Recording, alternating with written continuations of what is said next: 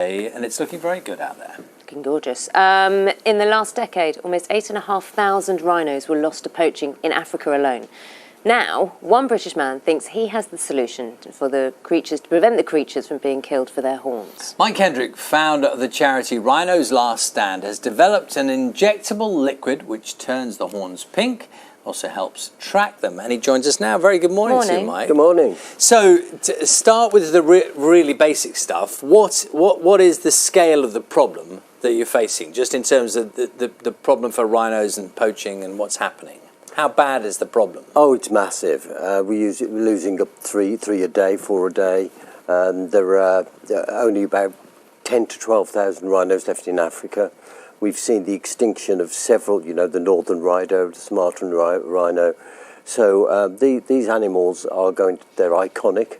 They are the very soul of Africa, and they're going to be extinct in a few years. And so there have been many attempts to try and stop the numbers going down.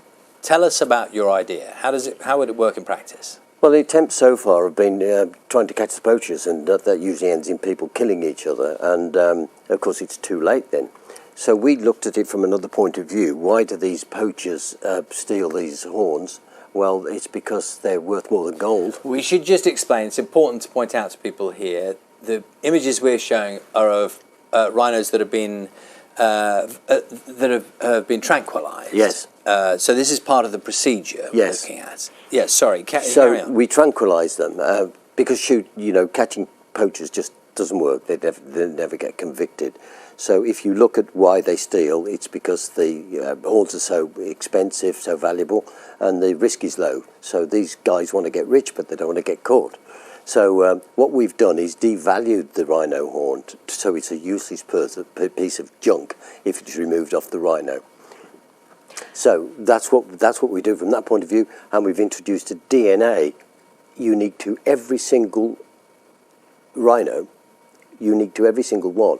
So once it's been removed, that DNA is in the horn, and it's irrefutable evidence that it is stolen and poached.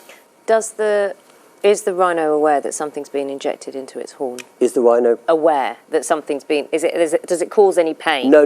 It is invasive, but it's better than being dead. What we do is we anaesthetise them with expert teams in the traditional way, and then we inject these solutions, which is toxic to humans. And it's a dye, is that right? It's a dye, but also it's a toxin.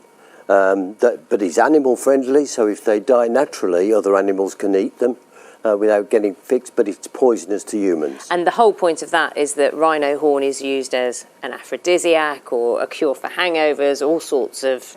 Yes, and it's only keratin. You might just as well chew your fingernails. There's no medical benefits whatsoever. It's driven by money. So the next stage to this, say every rhino is injected with this, say that rhino is poached, and that horn gets into the system in some way. What happens with the authorities? Which authorities are on board with your idea to identify this? Right. We're talking, this is a Far Eastern thing, really. They use it for, as you've said. We're talking to them. We're educating people. We're also educating the locals. They come on all of our treatment plans as well. I mean, the big message is to get that over, that this is not a medical... But who will identify? What systems will be in place to identify these horns? In South Africa, the South African government supports it, and we get issued permits to do every process. I suppose in a way one of the risks is that the poachers, who you say, take enormous risks themselves to do this, maybe they just take the chance anyway and think they'll be able to kill one that hasn't.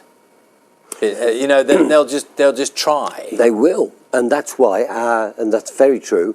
It's a very good point, Charlie. And we must understand that we have to do a lot of these animals, and to make sure enough of them, so there's no 2,500 is needed to protect the species. That's what we need to do. And as soon as they know that they're treated, they won't go near them because they're going to poison their customers. Yeah, and they'll look for money elsewhere. It's very interesting. Thank you very much, Mike. It's a pleasure. Good to see you this morning. Mike Kendrick is founder of Rhinos Last Stand. Good to see you. 16